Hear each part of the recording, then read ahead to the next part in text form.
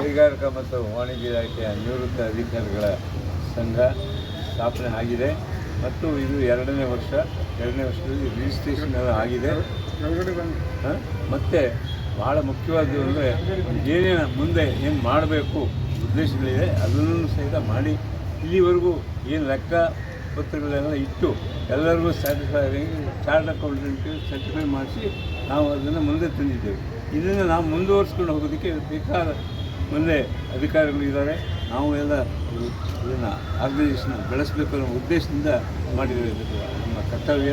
ಏಕೆಂದರೆ ಎಷ್ಟೋ ಜನಕ್ಕೆ ಈಗಾಗಲೇ ಭಾಷಣದಲ್ಲಿ ಕೇಳಿದರೆ ನಮ್ಮ ಪೆನ್ಷನ್ದು ಪ್ರಾಬ್ಲಮ್ ಹೇಳಿರ್ಬೋದು, ಅಥವಾ ನಮ್ಮ ಹೆಲ್ತಿಂದ ಪ್ರಾಬ್ಲಮ್ ಹೇಳಿರ್ಬೋದು, ಅಥವಾ ನಮ್ಮ ಮಕ್ಕಳಿಗೆ ಎಜುಕೇಷನ್ ಕೊಡೋದಕ್ಕೆ ಬೇಕಾದ ಒಂದು ವ್ಯವಸ್ಥೆ, ಅದು ಸ್ಕಾಲರ್ಶಿಪ್ಸ್ ಕೊಡೋದಕ್ಕಾಗಲಿ ನಾವು ಕಾರ್ಪಸ್ ಫಂಡನ್ನು ಕ್ರಿಯೇಟ್ ಮಾಡಿ ಅದನ್ನು ಬರೋ ಬಡ್ಡಿನಲ್ಲಿ ನಾವು ಅವ್ರಿಗೆ ಅದೇ ಅತಿ ಕಡು ಬಡವರು ಪರ್ಟಿಕ್ಯುಲರ್ಲಿ ಅಟೆಂಡರ್ಸ್ ಇರ್ಬೋದು, ಅಥವಾ ಅವ್ರಿಗೆ ಮಕ್ಕಳಿಗೆ ಯಾರು ಹೆಚ್ಚು ಓದಿ ಅವ್ರಿಗೇನು ವಿದ್ಯಾವಂತರ ಆಗಿಲ್ಲದೇ ಇದ್ದರೆ ಅವ್ರಿಗೂ ಒಂದು ಅನುಕೂಲ ಮಾಡಿಕೊಡ್ಬೇಕು. ಯಾಕೆ ಕೈಗಾರಿಕೆ ಮತ್ತು ವಾಣಿಜ್ಯ ಇಲಾಖೆ ನಿವೃತ್ತ ನೌಕರರ ಸಂಘದ ವತಿಯಿಂದ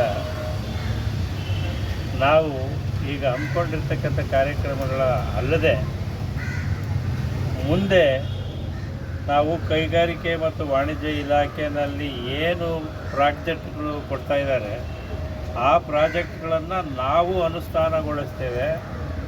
ನಾವು ಸಾರ್ವಜನಿಕ ಜೀವನದಲ್ಲಿ ನಮ್ಮ ಸಂಘದ ವತಿಯಿಂದ ಅನುಷ್ಠಾನಗೊಳಿಸಿ ಸಾರ್ವಜನಿಕ ಸೇವೆಯಲ್ಲಿಯೂ ನಾವು ಪಾಲ್ಗೊಳ್ಳೋದ್ರ ಮುಖಾಂತರ ಈ ರಾಜ್ಯಕ್ಕೆ ಈ ದೇಶಕ್ಕೆ ಅಭಿವೃದ್ಧಿ ಗೊಳಿಸ್ತೇವೆ ಅಂತ ಒಂದು ವಿಚಾರವನ್ನು ನಮ್ಮ ಸಂಘದ ಮುಂದಿಟ್ಟಿರ್ತಕ್ಕಂಥದ್ದನ್ನು ಸರ್ಕಾರಕ್ಕೆ ತಿಳಿಸಿದ್ದೇವೆ.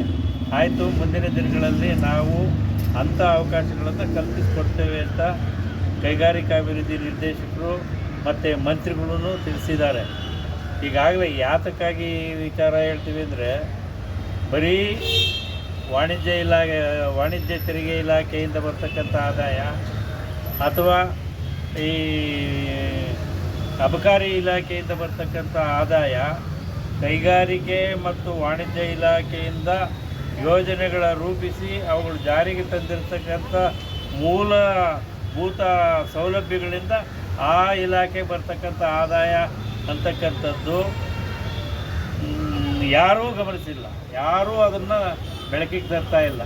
ಅದನ್ನು ನಾವು ಈ ಸಂಘದ ಮುಖಾಂತರ ಹೇಳ್ತಾ ಇದ್ದೇವೆ. ಇವತ್ತು ನಮ್ಮ ರಾಜ್ಯದ ಬಂಡವಾಳ ಹೂಡಿಕೆಗಳ ಸಮಾವೇಶಗಳ ಮುಖಾಂತರ ನಾವು ಹೊರದೇಶಗಳಿಂದ ಬಂಡವಾಳಗಳನ್ನು ಆಕರ್ಷಿಸಿ ಕೈಗಾರಿಕೆಗಳನ್ನು ಸ್ಥಾಪಿಸಿ ಅದರ ಮುಖಾಂತರ ಈ ಈ ರಾಜ್ಯದ ಆದಾಯವನ್ನು ಹೆಚ್ಚಿಸುವುದರ ಮುಖಾಂತರ ಮತ್ತು ಉದ್ಯೋಗಗಳನ್ನು ಕಲ್ಪಿಸುವುದರ ಮುಖಾಂತರ ಈ ಇಲಾಖೆ ಮಾಡ್ತಾ ಇದೆ. ಆ ಇಲಾಖೆಯಲ್ಲಿ ನಮ್ಮ ನಿವೃತ್ತ ನೌಕರರು ಸಹ ಭಾಗವಹಿಸ್ತೇವೆ ಅಂತಕ್ಕಂಥ ವಿಚಾರವನ್ನು ಈ ಸಂದರ್ಭದಲ್ಲಿ ತಿಳಿಸ್ತೇನೆ.